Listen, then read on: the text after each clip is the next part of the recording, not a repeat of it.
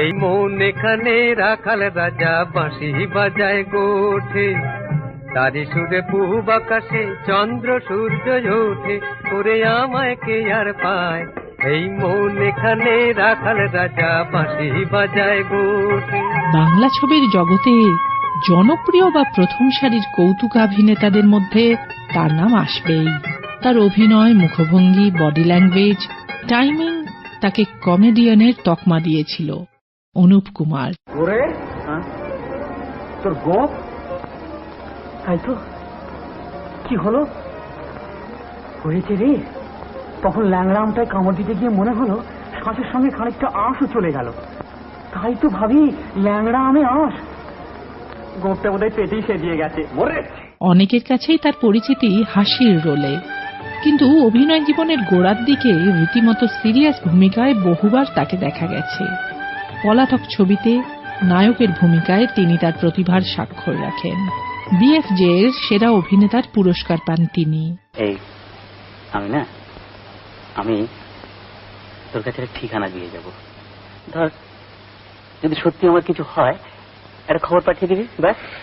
না না, বেশি কিছু না, শুধু লিখে দিবি এখানেই ছিল, কি জানি কোথায় চলে গেছে। কারো মনে দুঃখ দিতে নেই, জানলি? কি হবে দুঃখ দিয়ে? পড়ুক না, শুধু সিঁদুর বইতো নয়, জীবনে তো আর কিছুই পেলে না।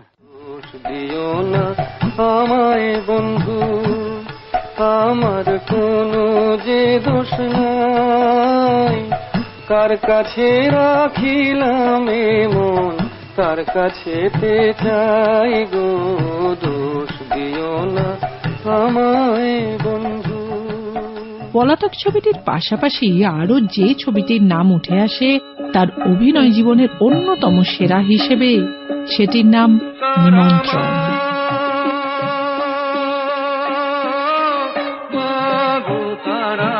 সিংহ পৃষ্ঠে ভর দিয়ে আলোয় করে ত্রিভুবন, সিংহ পৃষ্ঠে ভর দিয়ে আলোয় করে ত্রিভুবন।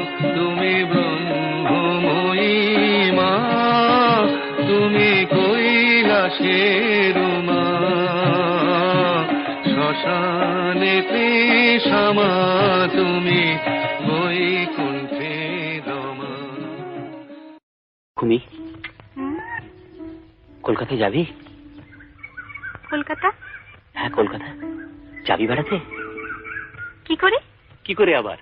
এখান থেকে নদী, সেখান থেকে নৌকো করে দূরের স্টেশন, সেখান থেকে ছোট রেলে করে জংশন, তারপরে বড় রেলগাড়িতে চেপে কলকাতা। যদি ভয় করে? কিসের? ওই যে ও ছিটছিট।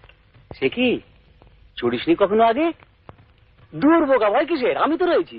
শোনা যায় শিশির কুমার ভাদুড়ী আর তার পিতার কাছ থেকেই অনুপ কুমারের অভিনয় শিক্ষার শুরু।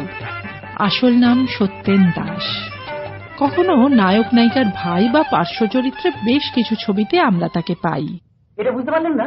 এটা হচ্ছে ভারতীয় রাগ প্রধান সঙ্গীত। রাগ প্রধান?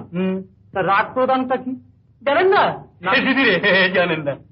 রাগ প্রধান সঙ্গীত মানে হচ্ছে কি জানেন? যিনি গান খুব রেগে গান, আর যারা শোনেন তাদেরও খুব রাগ হয় গাইয়ের প্রতি। বুঝেছি, তুমি আমার সঙ্গে ঠাট্টা করছো। বুঝতে পেরেছি। ক্রমে কমেডিয়ান হিসেবে বহু ছবিতেই তিনি অপরিহার্য হয়ে পড়েন। অনেক সময় হাস্যরস জোগানোর পাশাপাশি ছবির এক গুরুত্বপূর্ণ ভূমিকা পালন করে গেছেন তিনি। ভাইয়া, শরীরটা কি খারাপ লাগছে? না লাগছে না? না তো। দেখি তো।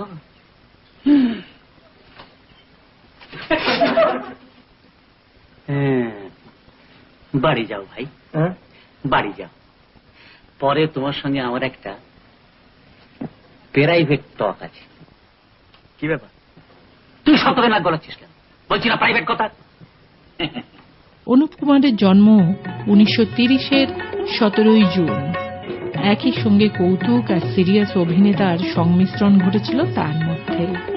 অনেকেই তার অভিনয়ে অনুপ্রাণিত হয়ে অভিনেতা হতে চেয়েছিলেন, এমনও শোনা যায়। দেখো, আমি তো বাবার সামনে একবার মুখের বলে দিয়েছি যে আমি মালাকে ছাড়া কাউকে বিয়ে করবো না।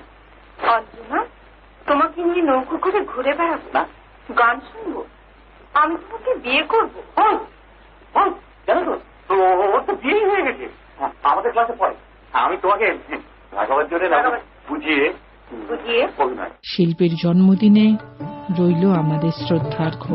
জীবনপুরের পথিক রে ভাই, কোন দেশে শাকিল নাই, কোথাও আমার মনের খবর পেলাম না, কোথাও আমার মনের খবর পেলাম না।